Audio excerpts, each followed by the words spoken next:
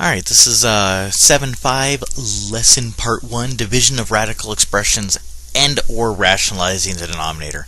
You can call it either way. So, in essence, mathematicians don't like anything weird happening in the denominator. That's the bottom of a radical expression. So, here, in example 1, we have 3 over the square root of 5. Having the square root of 5 on the bottom is not okay. Well, we know how to get rid of square roots. We can square them, or we can just multiply them by themselves.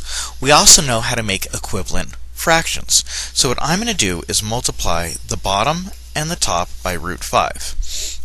And now, if I remember fractions and multiply them correctly, I just have to go straight across.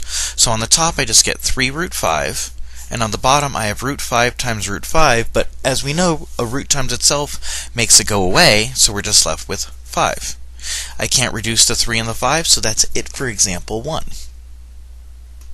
Alright, so fine and dandy. If you have a radical on the bottom, multiply it by that radical on top and bottom.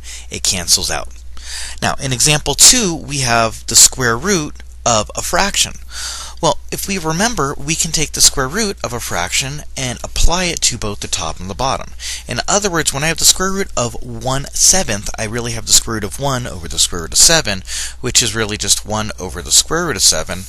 Oh, wait, that's the same as example 1 now. So now, I just have to multiply the top and the bottom by root 7.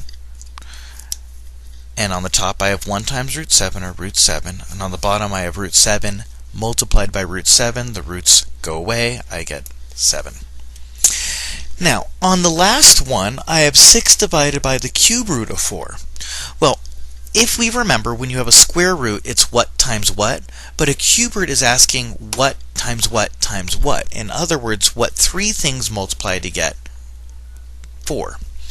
Well, instead of just multiplying it by the cube root of 4 once, I have to multiply it by the cube root of 4 so many times that it matches. So I have 1, 2, 3 cube roots.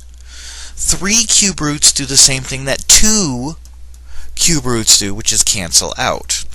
So now I'm left with, on the bottom at least, 4.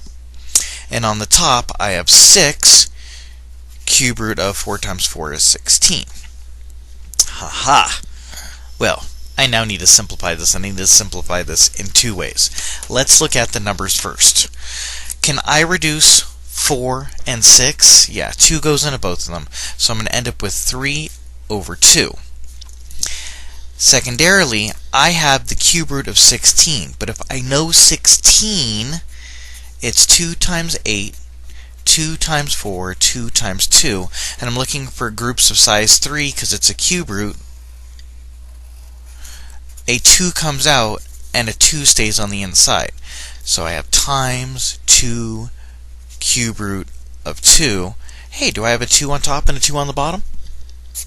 So my final answer is 3 cube root of 2. Now, these are going to take a little bit of practice, and essentially what you're doing is, if it's a square root on the bottom, you need 2 of them. If it's a cube root on the bottom, you need 3 of them. After you rationalize the denominator, that's where you don't have a radical on the bottom anymore, you're then going to have to simplify your fraction, and or if you still have a square root or a cube root, you have to simplify those, which again might cause another round of simplification.